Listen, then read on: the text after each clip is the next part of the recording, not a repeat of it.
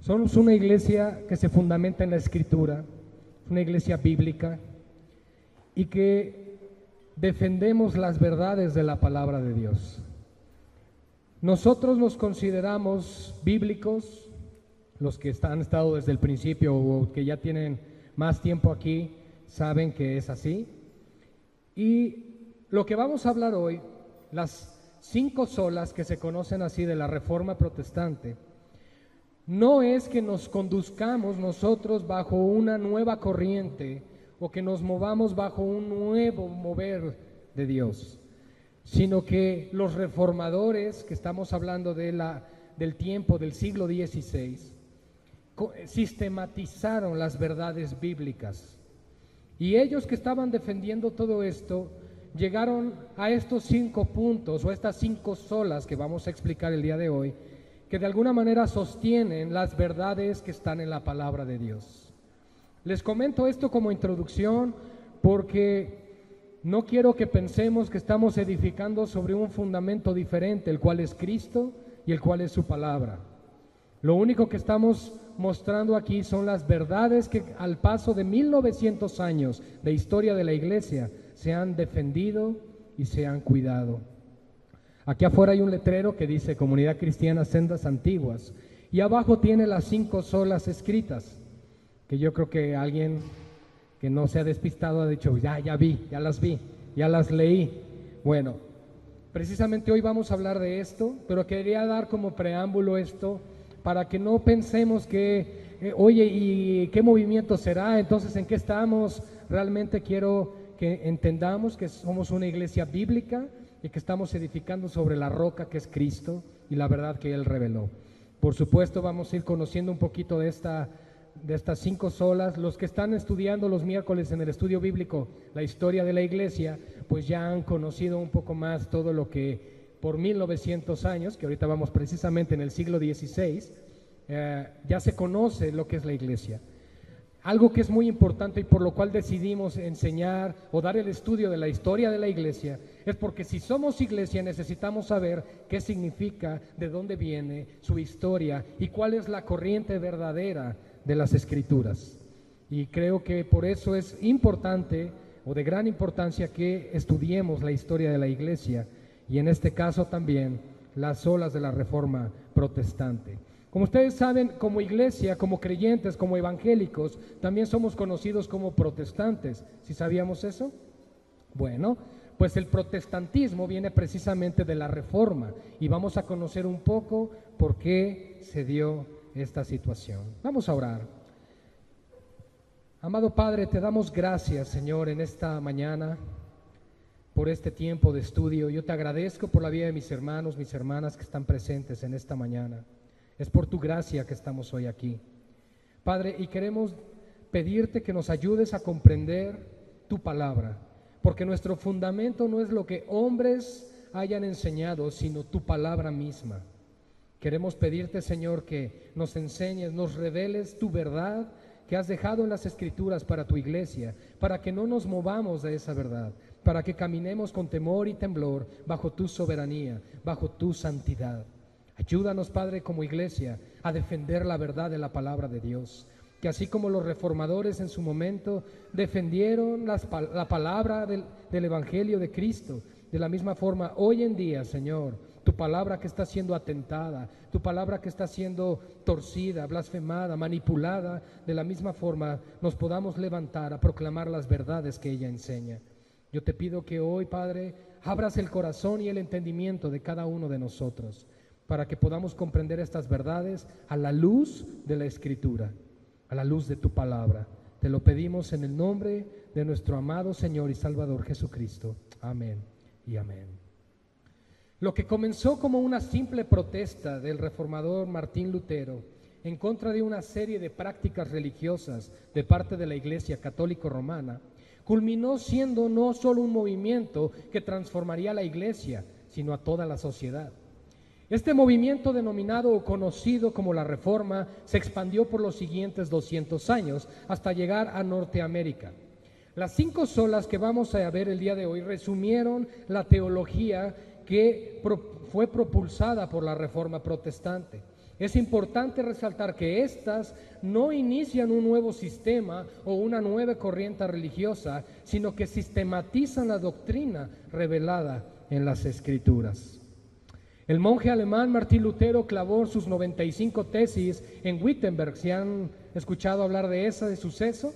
Clavó sus 95 tesis en esta puerta de Wittenberg el 31 de octubre de 1517. Que por cierto en este año se celebran los 500 años que conmemoraron dicho evento.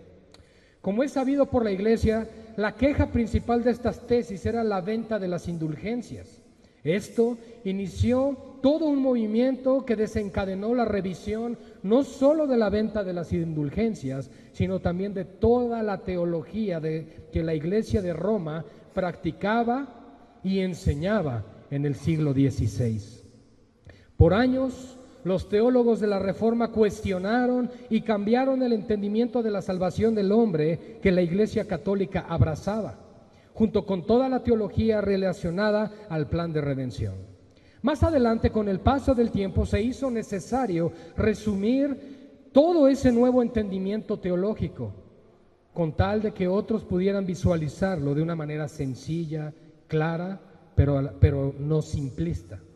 Esto dio origen, por lo tanto, a las 5 famosas frases de la Reforma Protestante, que son sola Escritura, sola fide, sola gratia, solus Christus y soli Deo gloria. Las vamos a explicar ahorita en español, son palabras latinas. Estas frases, hermanos, representan el corazón de la teología reformada y resumen verdades no negociables del Evangelio de nuestro Señor Jesucristo.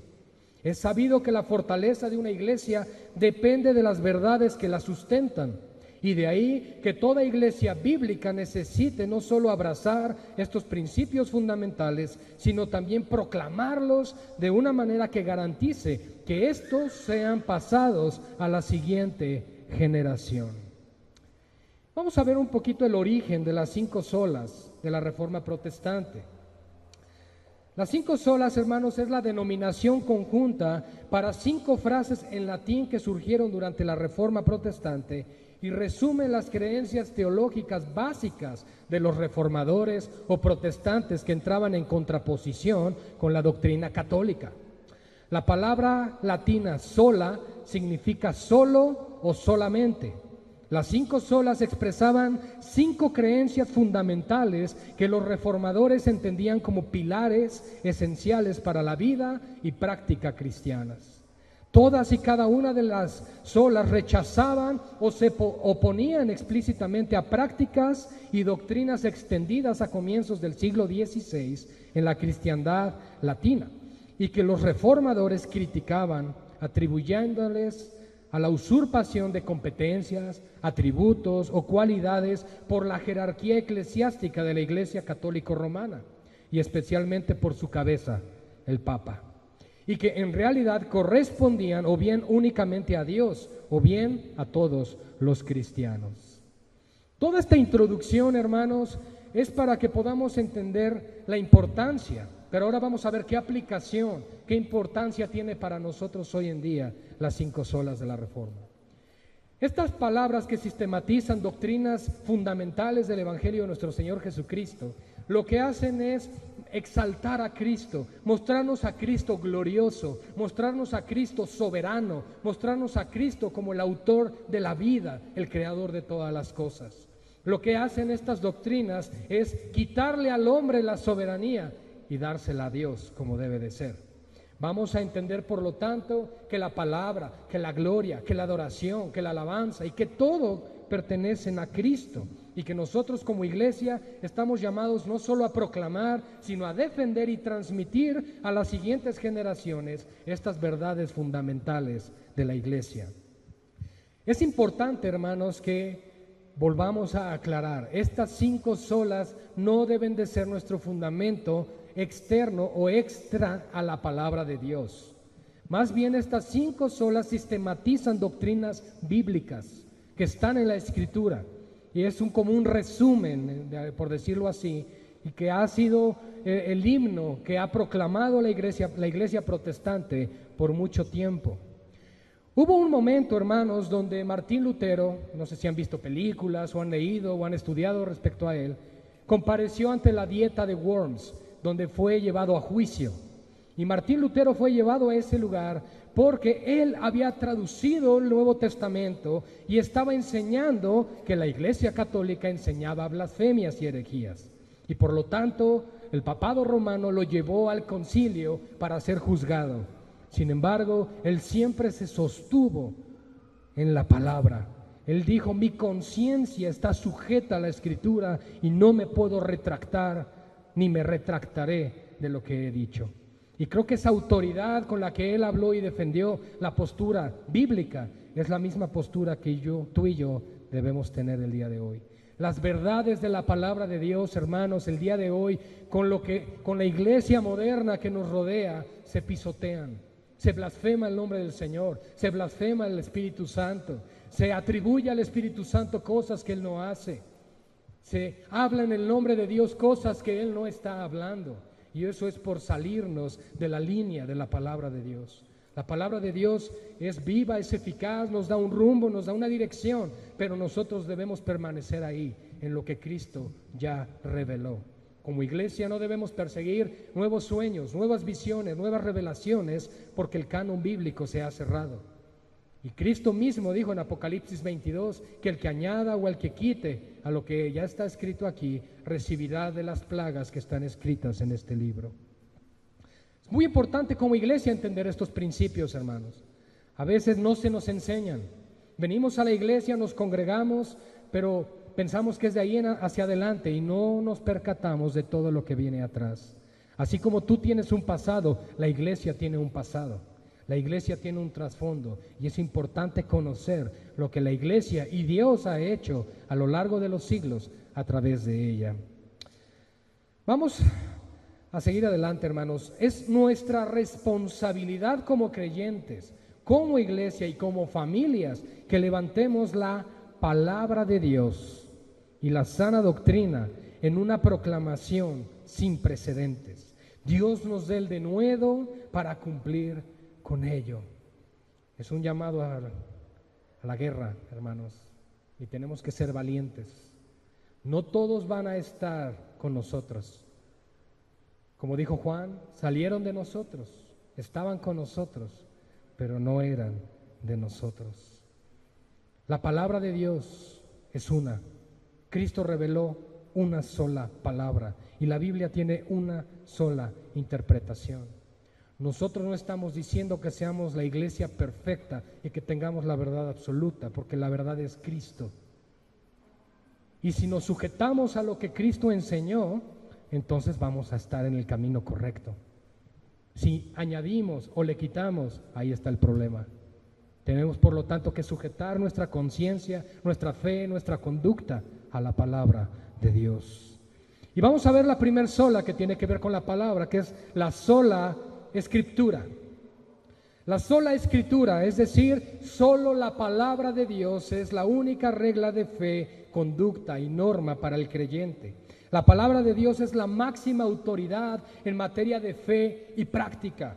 Por tanto, nada que contradiga la revelación de Dios puede regular la vida del creyente. O creemos en la palabra de Dios o no creemos.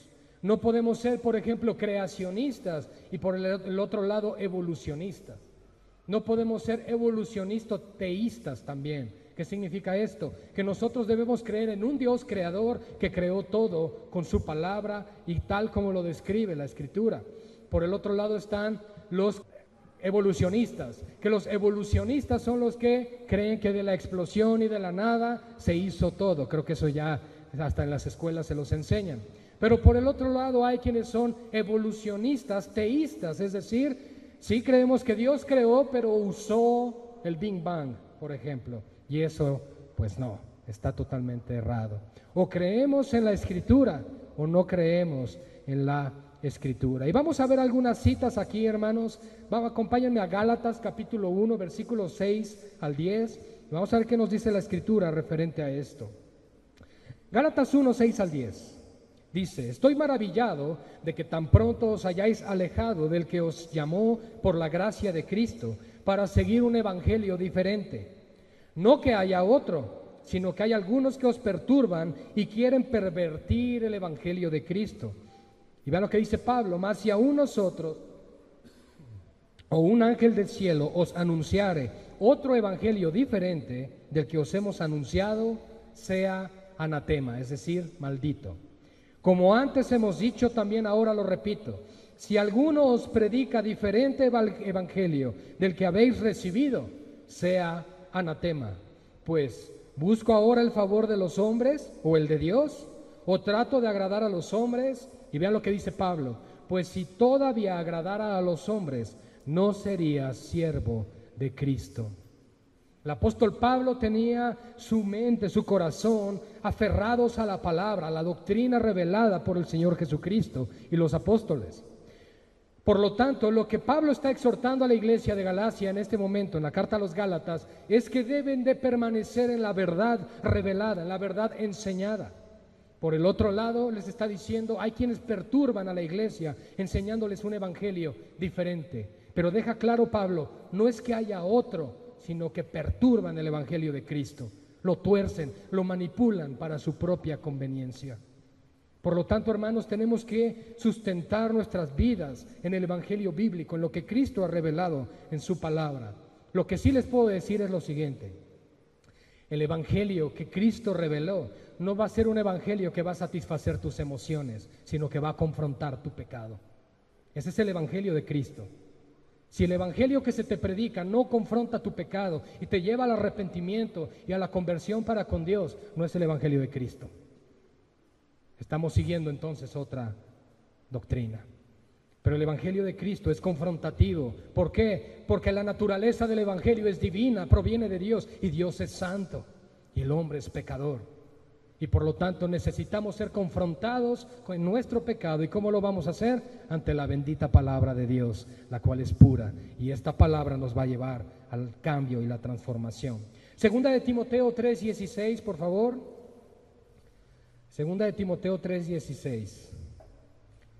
Dice la palabra del Señor: toda la escritura es inspirada por Dios y útil para enseñar, para redarguir, para corregir y para instruir en justicia. Toda la escritura es inspirada por Dios. Por lo tanto, el mantenernos bajo la sola escritura, bajo la sola palabra, eso nos va a ayudar a no desviar nuestros pensamientos hacia diferentes filosofías o huecas sutilezas, como enseña Pablo, sino que nos va a mantener en la línea de la verdad de la palabra de Dios. Yo recuerdo claramente cómo Pablo en las cartas pastorales, primera, segunda de Timoteo y Tito, la exhortación es que todo aquel que anhele obispado, todo aquel que anhele servir, debe retener la palabra tal como ha sido enseñada. La palabra de Dios no se puede manipular por la iglesia, o no debería de ser manipulada por la iglesia. No podemos comprometer el mensaje del evangelio. No podemos comprometer el mensaje del evangelio por las cuestiones culturales. Es que en mi cultura es diferente y se hace así, y entonces la palabra de Dios debe de cambiar. No, más bien las cosas viejas pasaron, he aquí todo es hecho nuevo. Hemos sido trasladados de las tinieblas, hemos sido trasladados de la vana manera de vivir a una vida de luz y entendimiento a la palabra de Dios. Dios nos transforma. Dios cambia el corazón, Dios cambia el pensamiento, y todo debe estar sujeto a la palabra de Dios. La sola escritura. Segunda de Pedro 1:3, por favor. Estamos viendo citas bíblicas que sustentan la sola escritura. Segunda de Pedro 1:3 dice: como todas las cosas que pertenecen a la vida y a la piedad nos han sido dadas por su divino poder, mediante el conocimiento de aquel que nos llamó por su gloria y excelencia. Todas las cosas que Dios quiso revelar, las mostró y las habló a través de su Hijo Jesucristo. Por lo tanto, hermanos, las palabras de Cristo deben regir nuestra fe y nuestra conducta. Más adelante, el verso 19, en el mismo capítulo, dice: tenemos también la palabra profética más segura, a la cual hacéis bien en estar atentos como una antorcha que alumbra en lugar oscuro, hasta que el día esclarezca y el lucero de la mañana salga en vuestros corazones. El apóstol Pedro está haciendo alusión a la palabra revelada, al canon bíblico, al logos de Dios que conocemos como la palabra. Dios, a través de sus siervos, inspiró y reveló la palabra de Dios. Dice el apóstol Pedro que tenemos la palabra profética, ¿cómo le llama? Más segura. No hay nada más seguro que la palabra profética que Dios reveló, de Génesis a Apocalipsis. Y está diciéndonos que esta palabra profética más segura es a la cual debemos hacer bien al estar atentos. Ahora, de aquí una referencia a esta palabra. Dice que es como una antorcha que ilumina o alumbra en un lugar oscuro. Imagínense que entran a una cueva totalmente oscuro y prendes una antorcha. ¿Qué te permite ver? Te permite ver la forma de las cosas, pero no el detalle. No puedes ver los detalles. Por lo tanto, la palabra misma nos permite ver la esencia, la revelación, pero aún no lo completo. Por eso dice el apóstol Pablo en 1 Corintios 15, cuando habla de la resurrección de los muertos, que ahora conocemos en parte, pero cuando venga lo perfecto conoceremos como fuimos conocidos. Es decir, la revelación total de la palabra de Dios nos será dada. Pero mientras tanto conocemos en parte. Podemos ver las formas, pero no el detalle de las cosas. Por eso es la importancia de sujetarnos a la Escritura. Porque la Escritura es la única que por lo menos nos va a mantener con el entendimiento de las formas de las cosas, aunque aún no veamos el detalle de todo. Afirmamos, por lo tanto, hermanos, que la Escritura inerrante es la única fuente de revelación divina escrita, la cual es lo único que puede regir la conciencia. La Biblia sola enseña todo lo que es necesario para nuestra salvación del pecado y es la medida con la cual todo el comportamiento cristiano debe medirse. Tú y yo no nos debemos comparar con el cristiano que está a un lado, sino ante las Escrituras. Amén. Negamos que cualquier credo, concilio o individuo pueda regir la conciencia del cristiano, que el Espíritu Santo ahora habla independientemente o lo contrario de lo que está escrito en la Biblia, o que experiencias espirituales personales puedan ser alguna forma u ocasión medio de revelación. ¿Qué decimos con esto? Que la revelación que el Espíritu Santo ha dado a través de los apóstoles y profetas es la revelación única como fundamento y doctrina para la iglesia. Con esto yo no estoy negando que Dios sigue hablando a su iglesia a través de espíritu de profecía o don de palabra profética. ¿Ok? Es muy diferente. Si alguien ora por ti y el Señor pone una impresión sobre tu vida y ora y te da una palabra, es bíblico y puede suceder. Pero lo que estamos diciendo es que el Espíritu de Dios ya no va a traer nueva revelación, es decir, doctrina. ¿Por qué? Porque el canon ya se cerró. Por eso es muy delicado cuando alguien se levanta y nos dice, así dice el Señor. ¿Por qué? Porque podemos estar hablando cosas que Él no habló. Pero si tienen que ver con la exhortación, la consolación o la edificación de la iglesia, entonces sí es válida la profecía. ¿Sí? De repente surgen dudas en cuanto a, entonces, ¿existen los profetas hoy en día o no existen? ¿O el Espíritu Santo sigue hablando o no sigue hablando? Por supuesto que sigue hablando, pero en primer lugar Él no va a hablar algo que esté contrario a lo que Él ya reveló, y en segundo lugar, lo que va a hablar es para la edificación de la iglesia. ¿Ok? Eso es importante entenderlo para que lo tengamos claro. La Escritura solamente, por lo tanto, es esta regla inerrante para la iglesia, hermanos. En práctica, la iglesia se guía con mucha frecuencia por la cultura, lamentablemente.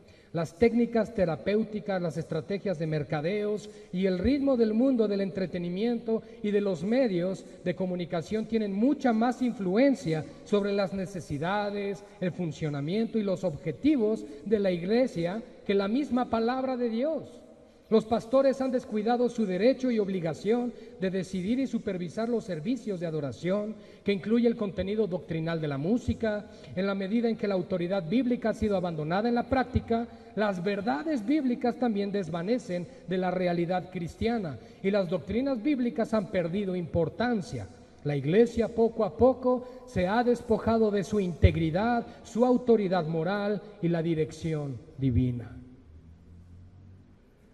Si tú y yo perdemos de vista la palabra, entonces comienza el yo siento, yo me imagino, yo creo, y estamos dejando a un lado la palabra de Dios. Y si hacemos eso, perdemos el enfoque, perdemos el rumbo y fácilmente nos desviamos. En lugar de adaptar la fe cristiana para satisfacer las necesidades que sienten los consumidores, debemos proclamar la ley como única medida de verdadera virtud y el evangelio como el único mensaje de verdad salvífica.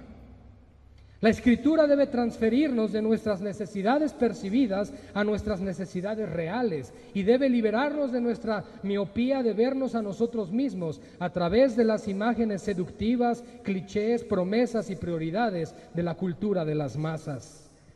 Si mi vida es como la de los comerciales de los refrescos, entonces estoy bien y no me estoy comparando en la Escritura. Si mi familia es como la familia próspera y bonita de las telenovelas, entonces mi vida está bien, pero no me estoy comparando ante las Escrituras. La cultura que nos rodea absorbe el pensamiento de la iglesia, manipula el corazón y nos seduce a la inconstancia y a la falta de crecimiento en la palabra de Dios. La única manera de poder comprendernos correctamente a nosotros mismos y ver las provisiones de Dios para suplir nuestras necesidades es a la luz de la verdad de Dios. No hay otra manera, hermanos. La Biblia, por consiguiente, debe ser enseñada y predicada en la iglesia. Los sermones deben ser exposiciones de la Biblia y sus enseñanzas y no expresiones de las ideas y opiniones de la época y las culturas. No debemos ir más allá de la verdad que Dios nos ha dado. El trabajo del Espíritu Santo en la experiencia personal no puede estar desconectado de la Escritura. El Espíritu de Dios no habla en forma contraria o independiente a la Escritura. Sin la Escritura nunca hubiésemos sabido de la gracia de Dios en Cristo Jesús. La palabra bíblica, no las experiencias espirituales, es la base de la verdad. ¿Están de acuerdo? Esa es la sola Escritura. Tesis primera, por lo tanto, de la sola Escritura, afirmamos que la Escritura inerrante es la única fuente de revelación divina escrita, la cual es lo único que puede regir la conciencia. La Biblia sola enseña todo lo que es necesario para nuestra salvación y es la medida con la cual todo el comportamiento del cristiano debe medirse. Ahora, sola fide o sola fe o solo salvos por la fe. La salvación, por lo tanto, bajo la sola fe, puede ser recibida como cuando ponemos fe en aquel que murió por nosotros, excluyendo la posibilidad de que nuestras obras puedan contribuir. Y para esto vamos a Efesios capítulo 2, versículos 8 al 9. Dice la palabra del Señor: porque por gracia sois salvos por medio de la fe, y esto no de vosotros, pues es don de Dios, no por obras para que nadie se gloríe, porque somos hechura suya, creados en Cristo Jesús para buenas obras, las cuales Dios preparó de antemano para que anduviésemos en ellas. Y ahora Romanos 3:28, de una vez vamos a leerlo. Romanos 3, verso 28. Dice: concluimos pues que el hombre es justificado por fe sin las obras de la ley. Por lo tanto, la sola fe, hermanos, nos está hablando de que las obras no participan en la salvación del creyente. Este lema define cuál es el medio único por el cual se puede alcanzar la salvación. Esto es, cuando Dios por su gracia da fe al pecador para creer en Cristo y ser salvo. Esa fe es el medio. Dios no salva a alguien automáticamente sin creer. Nadie nace salvo, nadie hereda salvación. Esto es importante para las familias cristianas. Mi hijo nació en hogar cristiano, es cristiano. No. Tiene que ser también confrontado con la palabra de Dios en su momento y arrepentirse y tener su comunión personal con Cristo. La salvación no es colectiva, hermanos. Podemos creer contigo, pero no por ti. Y Jesús no va a bajar a vivir la vida cristiana en tu lugar. Tú tienes que vivir la vida cristiana. El objetivo o el objeto de la fe es Cristo. Y esa fe nos es dada por gracia. Este fue el aspecto crucial de la Reforma protestante. Martín Lutero fue liberado de sus tormentos de conciencia en el convento, donde se autolaceraba buscando justificación, pero cuando él leyó "El justo por la fe vivirá", su vida cambió. La justificación, por lo tanto, es a través de la gracia solamente, por fe solamente, debido a Cristo solamente. Este es el artículo por el cual la iglesia se mantiene en pie o cae: la sola fe. Hoy en día este artículo es ignorado, es distorsionado, a veces aún negado por líderes, profesores, teólogos, académicos y pastores que se creen ser evangélicos. Aparte de que la caída naturaleza humana siempre se ha negado a reconocer la imputación de la santidad de Cristo, nosotros hemos permitido que este descontento dirija la calidad de nuestro ministerio y lo que estamos predicando. ¿Qué estamos diciendo con esto? Que el ser humano se ha negado a admitir que la salvación es solo por gracia. El ser humano siempre quiere colaborar, quiere hacer algo, quiere contribuir de alguna manera. Si me congrego me salvo, si oro me salvo, si leo la Biblia me salvo. Eso es salvación por obras. Repetí una oración, ya me salvé. Salvación por obras. ¿Sí me explico? Sé que suena de momento como confuso, pero es que tenemos que entender: la salvación no es por repetir una oración, iglesia. La salvación es por el nuevo nacimiento y viene por gracia de Dios. Si por repetir oraciones nos salváramos, Cristo no hubiera venido, simplemente hubiera dicho: repitan una oración y sean salvos. No estoy diciendo tampoco con esto que no sea importante el reconocer tu pecado y orar a Dios, pero tienes que hacerlo tú, una convicción personal de arrepentimiento.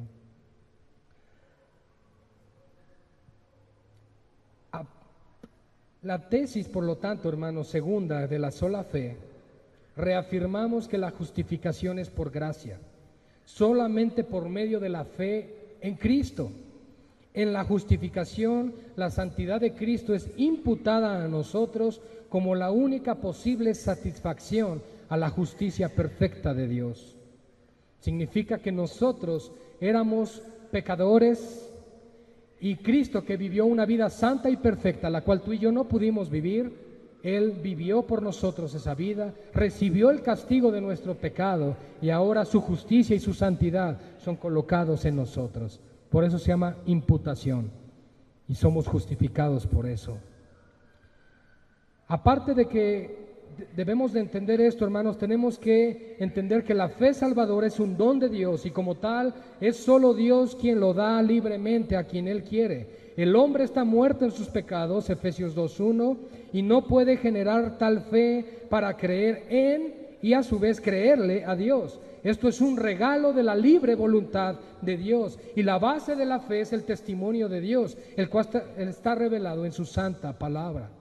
Afirmamos que el objeto de la fe es Cristo mismo y su obra redentora en la cruz. Así y solo así es que solamente por medio de la fe somos salvos. Sola gratia o la sola gracia o salvación solo por gracia. Tercer sola de esta mañana.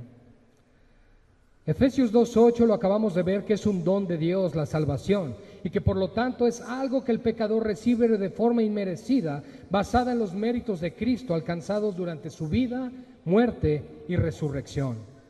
Un clamor central de la Reforma fue la salvación por gracia, aunque la Iglesia romana enseña que la misa es un sacrificio que es verdaderamente propiciatorio y que por medio de la misa Dios nos otorga la gracia y el don de la penitencia.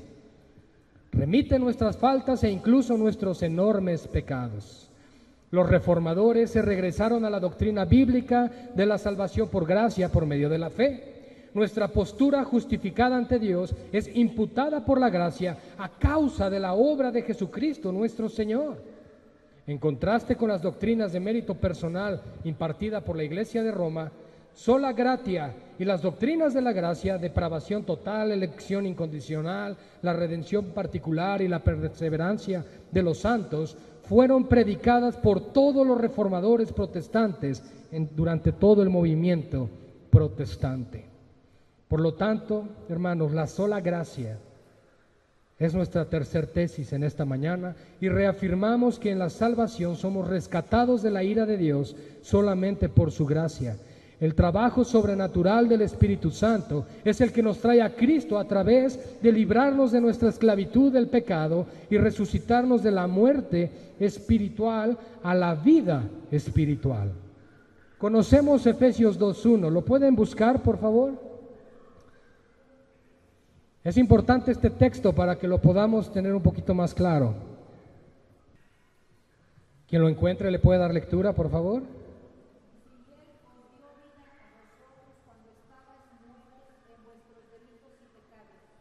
Ok, y Él nos dio vida a nosotros cuando estábamos muertos en nuestros delitos y pecados. Por lo tanto, imposibilitados de hacer algo por nuestra propia salvación. ¿Es bíblico? Sí. ¿Está en la Escritura? Sí. ¿Estamos enseñando algo incorrecto? No. Si se nos ha enseñado que nosotros nos podemos decidir por Cristo, si se nos ha enseñado que nosotros tomamos la decisión de seguir a Cristo, entonces no nos han enseñado el Evangelio correctamente. Una vez que somos salvos, la voluntad es devuelta al hombre y nosotros comenzamos con esa obediencia. Como dice Efesios 2:10, fuimos creados en Cristo Jesús para buenas obras, las cuales Dios preparó de antemano para que anduviésemos en ellas. Por lo tanto, hermanos, la salvación es solo por gracia, don y favor inmerecido que viene de Dios. Ahora, solus Christus, la cuarta sola, hermanos. Bueno, déjenme reafirmar nada más la tesis tercera de la sola gratia. Dice que en la salvación somos rescatados de la ira de Dios solamente por su gracia. El trabajo sobrenatural del Espíritu Santo es el que nos trae a Cristo a través de librarnos de nuestra esclavitud del pecado y resucitarnos de la muerte espiritual a la vida espiritual. Negamos que la salvación sea de alguna manera el resultado de trabajo humano, métodos humanos, técnicas o estrategias humanas que en sí mismas no pueden producir esta transformación. La fe salvadora no es producida por nuestra naturaleza humana no regenerada, es solamente dada por parte de Dios al pecador por pura gracia. Bien, solus Christus, o solamente Cristo, o solamente Cristo. Hechos 4:12, por favor, si me pueden acompañar. Hechos 4:12.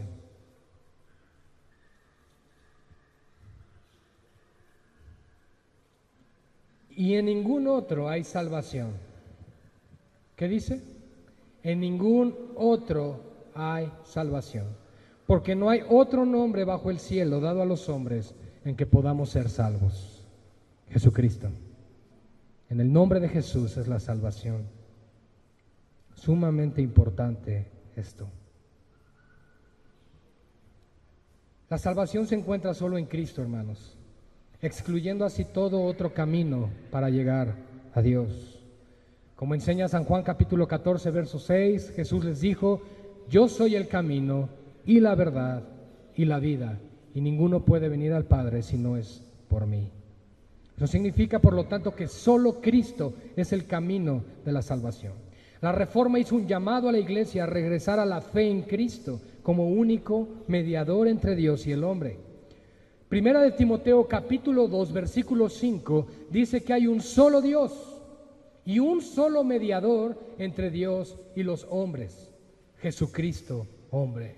No es María, no es Guadalupe, no es Juan, no es Santiago, no es Pedro, no es Magdalena, es Cristo, el intercesor y mediador entre Dios y los hombres. Amén. Solus Christus.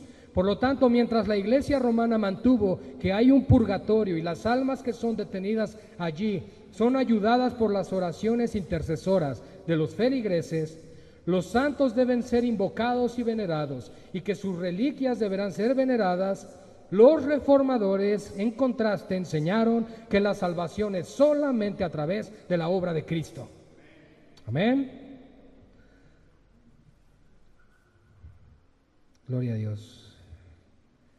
Como dijo Juan Calvino, reformador francés, en los institutos de la religión cristiana intervino Cristo, e intercediendo por nosotros tomó sobre sus espaldas la pena y pagó todo lo que los pecadores habían de pagar por justo juicio de Dios, que expió con su sangre todos los pecados que eran causa de la enemistad entre Dios y los hombres, que con esta expiación se satisfizo al Padre, y vemos solamente hacia Cristo para obtener el favor divino y el amor del Padre. Qué interesante, hermanos.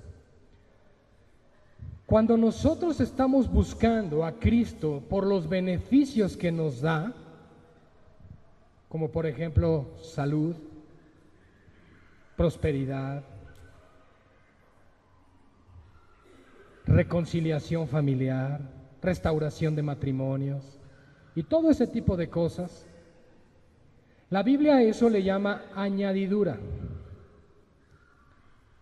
porque Cristo está diciendo que debemos buscar primeramente el reino de Dios y su justicia, y todas estas cosas vendrán como por añadidura. Si mi motivación para buscar a Cristo no es Cristo mismo, estoy perdido. ¿Por qué? Porque solus Christus significa, hermanos, que solo por medio de Cristo hay salvación. Y que, por lo tanto, Jesucristo se ofreció a sí mismo como único mediador, como el sacrificio perfecto, sin pecado, sin mancha, sin mentira, sin engaño, cargando tu pecado, mi pecado, nuestra maldad, nuestra iniquidad en la cruz.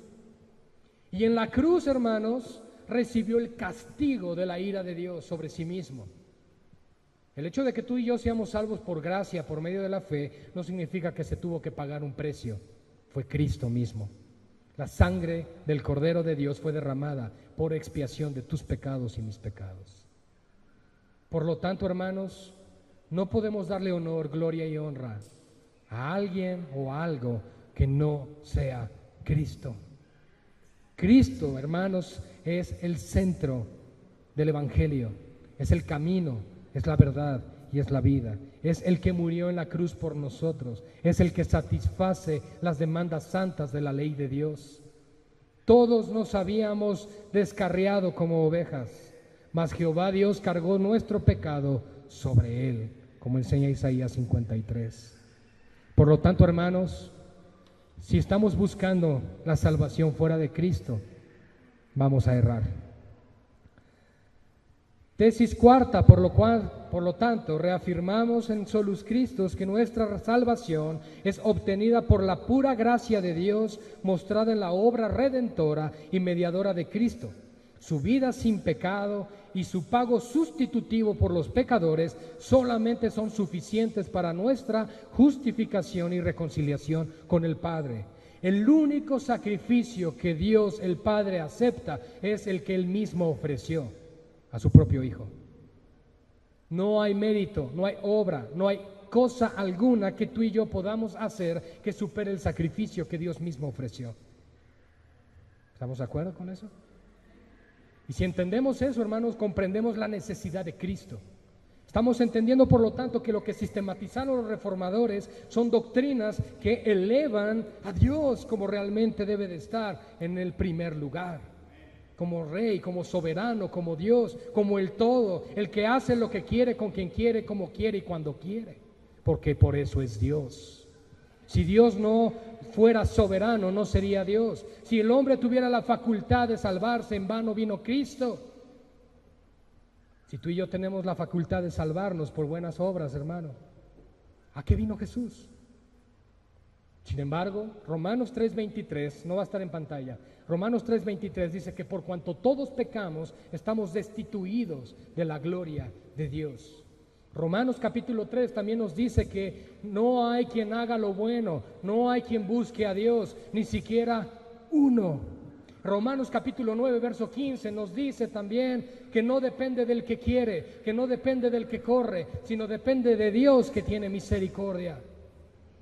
¿Qué hace toda esta doctrina, hermanos? ¿Qué nos hacen las 5 solas? ¿Qué nos enseñan las doctrinas de la gracia? A un Dios sublime, a un Dios poderoso, a un Dios que reina sobre toda su creación y que su creación se humilla ante el Creador. Ese es el Dios de la Biblia. Si te hablan a ti de un Jesús mendigando amor, buscando que tú le aceptes, hermano, ese no es Jesús. Jesús hace lo que quiere porque es Dios. Y por último,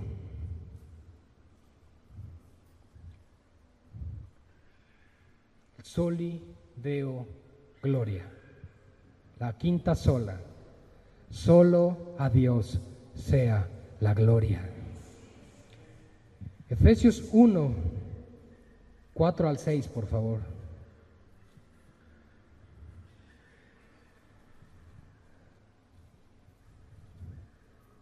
Qué hermoso es ver cómo Dios levantó hace 500 años estos hombres a defender nuevamente su palabra. Dios siempre ha tenido un remanente. Dios siempre ha tenido hombres y mujeres fieles que han retenido su integridad de la palabra de Dios, que no comprometen el evangelio por ganancias deshonestas, que no son avariciosos, sino que buscan que la gloria sea solo para Dios. Efesios capítulo 1, versículos 4 al 6 dice lo siguiente. Vamos a leerlo desde el 3, no va a estar en pantalla el 3, pero vamos a leerlo. Bendito sea el Dios y Padre de nuestro Señor Jesucristo, que nos bendijo con toda bendición espiritual en los lugares celestiales en Cristo, según nos escogió en Él antes de la fundación del mundo, para que fuésemos santos y sin mancha delante de Él. ¿Ya viste? ¿Ya te diste cuenta que Él te escogió desde antes de la fundación del mundo? Que no te salvaste cuando hiciste una oración, sino que más bien en el momento en que Dios estableció en la historia que tú creyeras, creíste, como debe ser. En amor, habiéndonos predestinado para ser adoptados hijos suyos por medio de Jesucristo, según el puro afecto de su voluntad. ¿Con qué propósito? Para alabanza de la gloria de su gracia, con la cual nos hizo aceptos en el amado, en otras palabras, en Cristo. Fuimos creados no para satisfacer nuestros propios sueños egoístas, sino para la alabanza de la gloria de su gracia. Si tú eres salvo es para que Él reciba gloria, no tú. Eso no nos gusta a veces, ¿verdad? Porque estamos acostumbrados al reconocimiento. Como dijo Jesucristo, cuando oren no sean como los fariseos, que les gusta orar en las plazas y en las esquinas para ser vistos por los hombres. De cierto os digo que ya tienen su recompensa. ¿Cuál es? El aplauso y la alabanza del mundo. Pero la iglesia debe solo buscar una cosa, y todo predicador solo debe buscar una cosa desde el púlpito: que la gloria sea para Cristo. Solo Él la merece, hermanos. Él pagó por nosotros. La Reforma recuperó, hermanos, la enseñanza bíblica de la soberanía de Dios sobre todos los aspectos de la vida del creyente. Toda la vida deberá ser vivida para la gloria de Dios. Hay una palabra latina que significa, o que se dice, coram deo. Coram con C, C-O-R-A-M, coram deo, que significa haciendo todo en la presencia de Dios o bajo la presencia de Dios, en la presencia de Dios mismo. Coram Deo es otra frase que se utiliza por los reformadores para reconocer que toda actividad cristiana se hace bajo la soberanía de Dios. Como enseña el Salmo 91, somos bienaventurados si habitamos bajo la sombra del Omnipotente. Amén. Si hacemos algo fuera de la cobertura de Dios, algo fuera de la voluntad de Dios, algo fuera de la sola Escritura, es decir, de la palabra de Dios, hermanos, pues nos vamos a desviar. ¿Sí me explico? Si nos damos cuenta, estas 5 solas nos dan una directriz como iglesia. Me debo permanecer en la sola Escritura, debo permanecer en la sola fe, debo permanecer en la solo salvo por gracia, debo permanecer solo en Cristo y por último debo permanecer solo dando a gloria a Dios. Este lema define del soli Deo gloria, o solo a Dios sea la gloria, define la esencia de la adoración a Dios. Uno de los grandes logros protestantes fue rescatar la adoración espiritual de la contaminación ritual católica, idolátrica y supersticiosa en que se encontraba. Más tarde el movimiento puritano terminó de purificar lo que aún restaba. Los puritanos fueron llamados así por su protesta contra la conservación de rituales romanistas en la iglesia de Inglaterra, es decir, la iglesia anglicana, y porque proclamaban una adoración más pura para Dios. Por eso eran conocidos como los puritanos. Uno de los puritanos más famosos que les recomiendo estudiar y leer y etcétera, etcétera, se llama Jonathan Edwards. Se los recomiendo mucho. Y si no fuera por estos puritanos, por supuesto, si no fuera por el Señor, pero si no fuera por estos puritanos, ellos fueron los que llevaron el Evangelio a Norteamérica y después a nosotros. Así que estos hombres defendían las verdades. Pero ¿qué sucedió?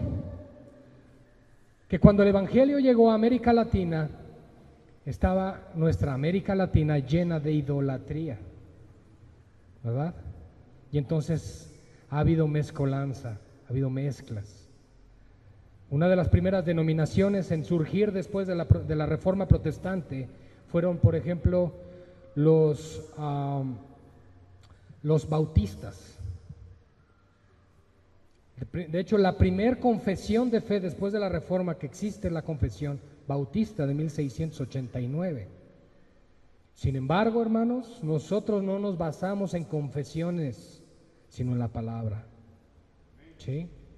Porque toda confesión y todo credo hecho por hombres es falible, pero la palabra de Dios es infalible. Como leímos al principio en la sola Escritura, en 2 de Pedro 1:19, tenemos la palabra profética más segura. Por lo tanto, todo libro fuera de la Biblia que diga tener autoridad y que difiera con el mensaje bíblico sea anatema. Este lema, hermanos, que los puritanos guardaban, en esencia la adoración a Dios, que fue recuperada, debe tener a Dios como el centro. Toda adición no sancionada por la Escritura fue desechada por los verdaderos protestantes.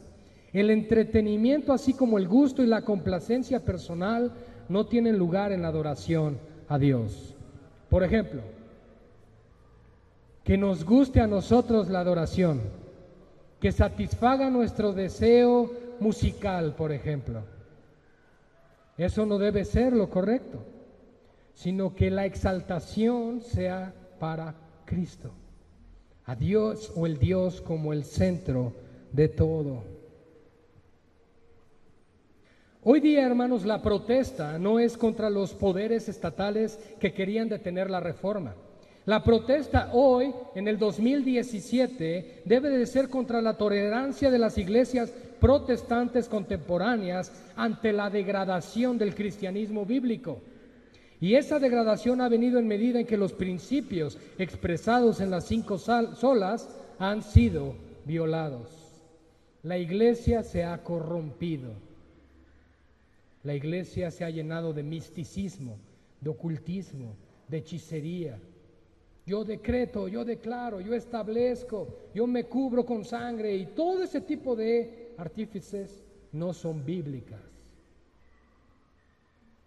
Toda esa manipulación que se ha introducido de 200 años a la fecha está fuera del contexto escritural. ¿Fuimos enseñados así? Sí, pero yo tengo un lema: hay que aprender a desaprender lo aprendido para venir ahora nuevamente a la palabra de Dios y que renueve el entendimiento. Si fuimos mal enseñados, eso es otro asunto, pero ahora vengamos a la verdad, vengamos a la palabra, sometámonos a la Escritura, que nuestra fe, norma y conducta sea en la palabra de Dios. Cuando en la iglesia la autoridad bíblica se ha perdido, pensemos en una iglesia local que ha sustituido el gozo del Espíritu Santo por diversión, que ha sustituido la luz de Cristo por luces y por humo o hielo seco, y todo ese tipo de cosas, han perdido el enfoque. La fe se ha pervertido, y eso siempre ha sido por una razón: nuestros intereses han desplazado los intereses de Dios. Y entonces hacemos su trabajo según nuestros intereses y como nos plazca. La pérdida de la centralidad de Dios en la vida de la iglesia de hoy es un hecho común y lamentable. Esta pérdida es la que nos permite transformar adoración en entretenimiento, la predicación del evangelio en mercadeo, fe y creencia en técnicas para manipular y atraer a la gente. No tenemos que hacer nada para atraer a la gente cuando es Cristo el que la trae. Si usamos métodos mundanos para atraer a la gente a la iglesia, ¿qué tendríamos que hacer para mantenerlos entretenidos? Métodos mundanos.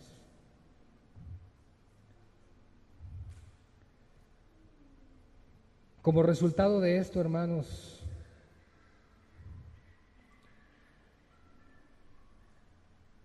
buscamos que es ser bueno, sentirse bueno y sentirse bien.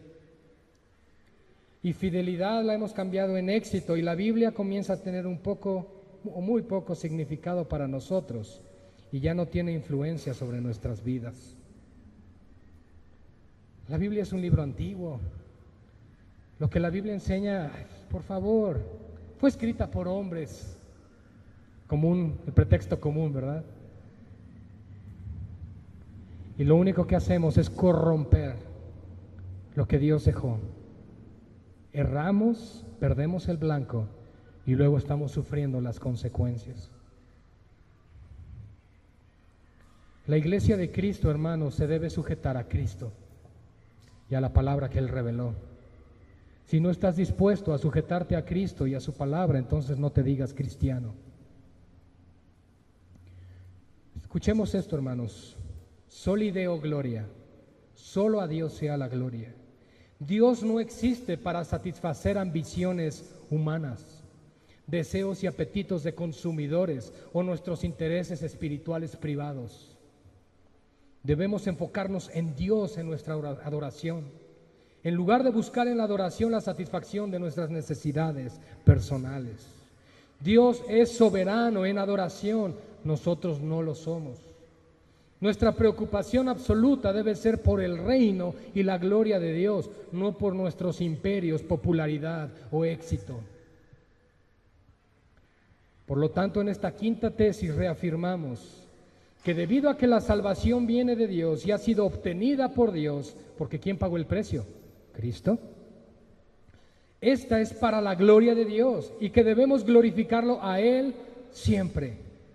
Debemos vivir nuestra vida completa en santidad y piedad en la presencia de Dios, bajo la autoridad de Dios y solamente para su gloria.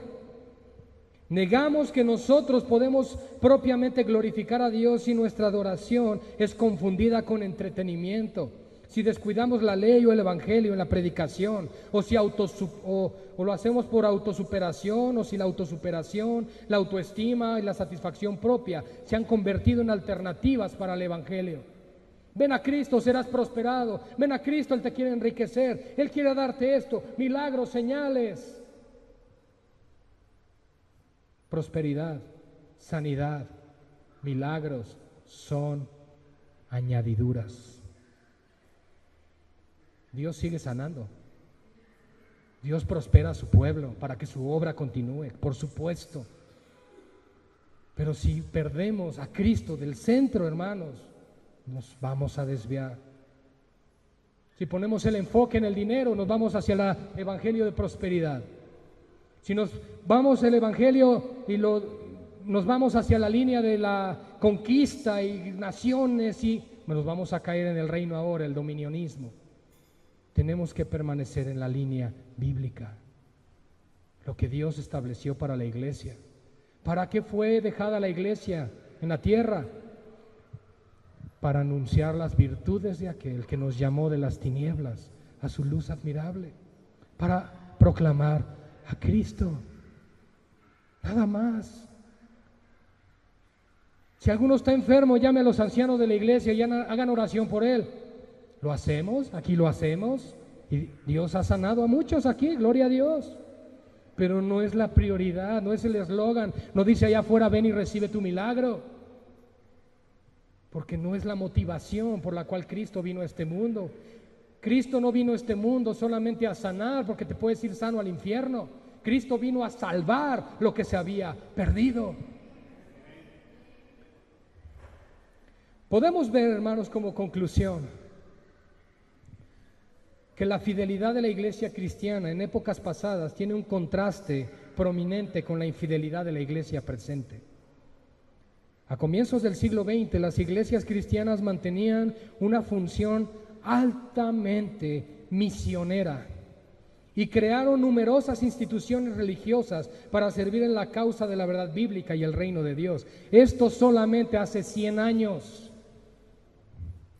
Esa era la época en la cual el comportamiento y las expectativas de los cristianos eran muy diferentes del comportamiento y expectativas de la cultura de hoy.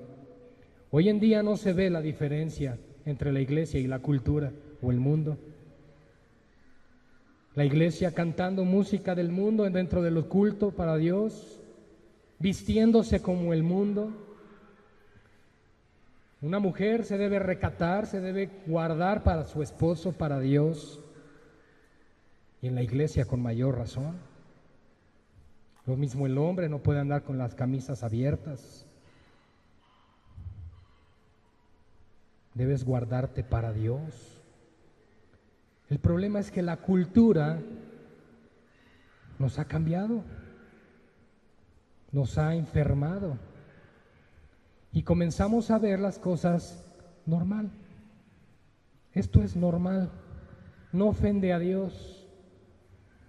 Es que eso es religiosidad. No confundamos religiosidad con santidad. No confundamos religiosidad con consagración, porque eso no cambia. La palabra de Dios no cambia, la palabra de Dios es eterna y no cambia. El mundo evangélico, hermanos, de hoy está perdiendo su fidelidad bíblica. Está perdiendo, escuchen, la brújula moral. Ya no sabe para dónde va la iglesia. Ya todo es permitido. Con tal de decir que estamos bajo la gracia, ¿verdad? Y entonces podemos hacer y vivir como queramos.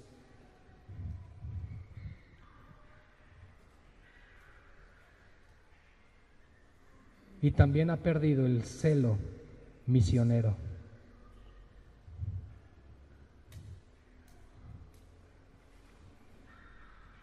Miren, hermanos, la iglesia está siendo llamada por nuestro Dios a volver a las sendas antiguas, es decir, a los principios de la palabra de Dios, a las sanas palabras de nuestro Salvador y Señor Jesucristo.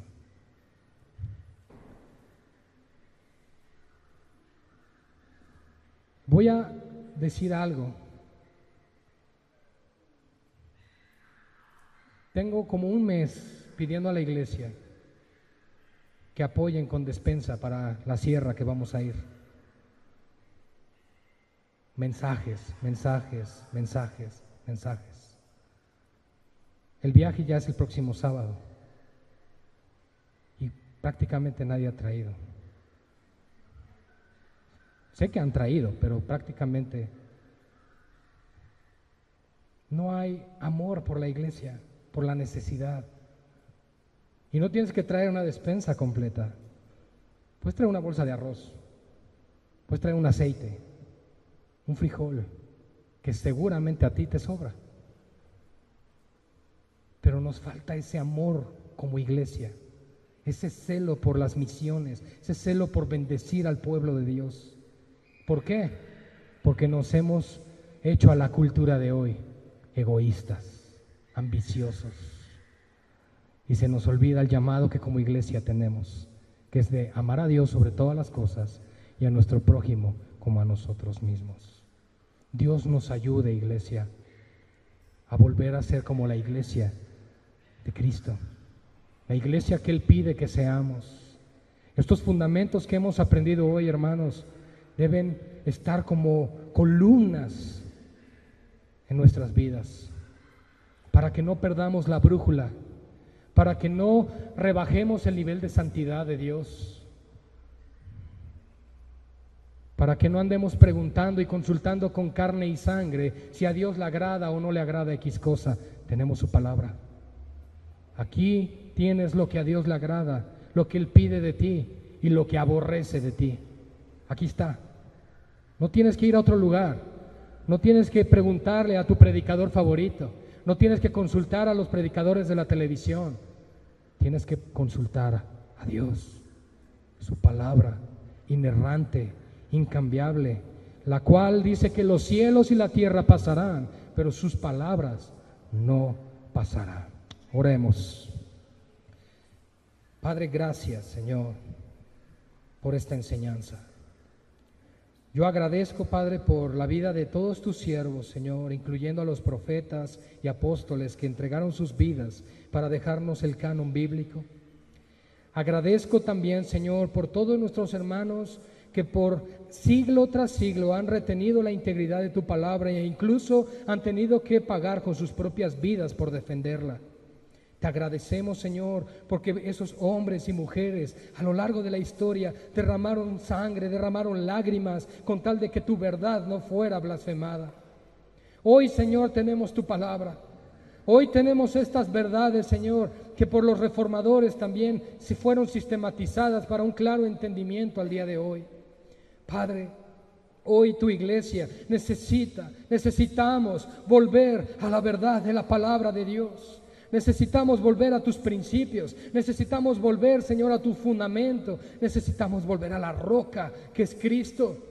Necesitamos volver, Señor, a poner en orden las prioridades en nuestras vidas. Necesitamos, Padre, volver a hallar el rumbo, porque nuestra brújula moral y espiritual está vagando, está perdida, no tiene rumbo, no tiene dirección. Necesitamos que tú dirijas nuestros pasos, Señor.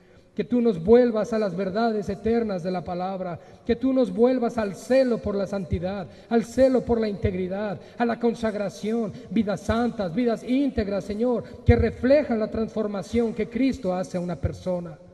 Señor, perdónanos si hemos sido infieles. Perdónanos si aún examinarnos uno por uno de los que estamos aquí no hemos hecho lo que tenemos que hacer. Pero rogamos, Padre, que nos ayudes. Nos hemos dado cuenta de nuestro pecado, nos hemos dado cuenta de nuestro errar, Señor, en tu camino. Ayúdanos, por favor. Necesitamos de ti, mi Señor. Necesitamos tu palabra, corrigiendo, enderezando, alineando nuestros pasos. Perdónanos si hemos perdido el rumbo. Perdónanos si hemos puesto nuestra mirada en los hombres o en los ministerios y no en tu palabra. Ayúdanos, Señor, a volver a tus fundamentos, a no apartarnos de ello, porque cada promesa que hay aquí son palabras de vida, son palabras que alimentan, palabras que consuelan, que son refrigerio para nosotros. Padre, ayúdanos a volver a tu verdad. Te lo pedimos todo esto en el nombre de nuestro amado Señor Jesucristo. Amén y amén.